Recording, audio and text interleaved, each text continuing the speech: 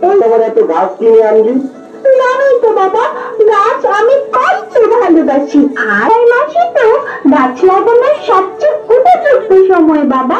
চলছে বৃক্ষরোপণের মৌসুম, তাই মানুষকে বৃক্ষরোপণে উৎসাহিত করতে এই ব্যতিক্রমী পুতুল নাট্যের আয়োজন।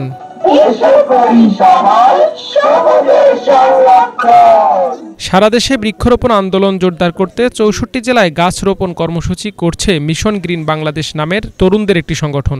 সেই কর্মসূচির অংশ হিসেবে নড়াইলের লোহাগড়ায় আয়োজন করা হয় এই প্রদর্শনীর। ব্যতিক্রমী এই কর্মসূচিতে যোগ দেয় হাজার হাজার মানুষ।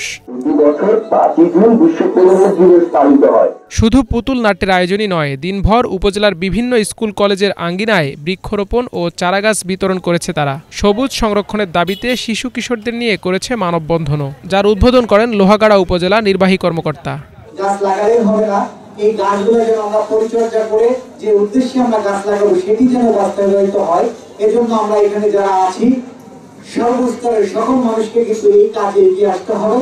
তাহলে কিন্তু এই আজকে যে বৃক্ষরোপণ কর্মসূচি, সেই কর্মসূচি সফলতা আসবে। সকল শ্রেণী পেশার মানুষকে উদারত আহ্বান জানাবো, সকলকে অনুরোধ জানাবো, এই যে উদ্যোগ, সেই উদ্যোগে আমরা নিজেরাও সামিল হবে এবং একই সাথে যে বৃক্ষরোপণ হচ্ছে সেই বৃক্ষ যেন সঠিকভাবে সঠিক পরিচর্যায় বেড়ে উঠতে পারে। আমরা সকলে কাঁধে কাঁধ মিলে এই কাজ করবো। আমি গ্রিন মিশন বাংলাদেশ কর্তৃপক্ষকে ধন্যবাদ জানাই এরকম একটি যুগান্তকারী পদক্ষেপ গ্রহণ করার জন্য। আয়োজকরা বলছেন, জলবায়ু পরিবর্তনের অভিঘাত মোকাবেলায় দেশব্যাপী ব্যাপক হারে বৃক্ষরোপণে উৎসাহিত করতে এই উদ্যোগ নেওয়া হয়েছে।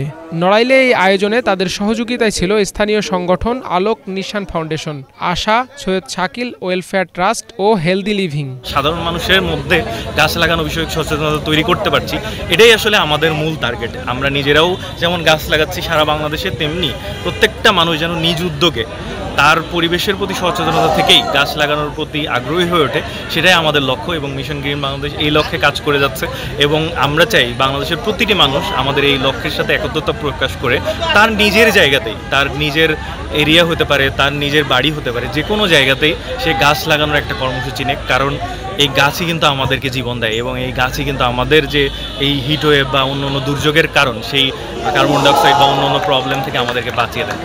এদিনে 53টি উপজেলায় বৃক্ষরোপণ সহ চলতি মাসে 100টি স্থানে এমন কর্মসূচি করেছে সংগঠনটি। জুলাই মাসে দেশের আরও অন্তত 200টি স্থানে এমন কর্মসূচি করার উদ্যোগ রয়েছে বলে জানায় mission green Bangladesh. Bangla vision news desk.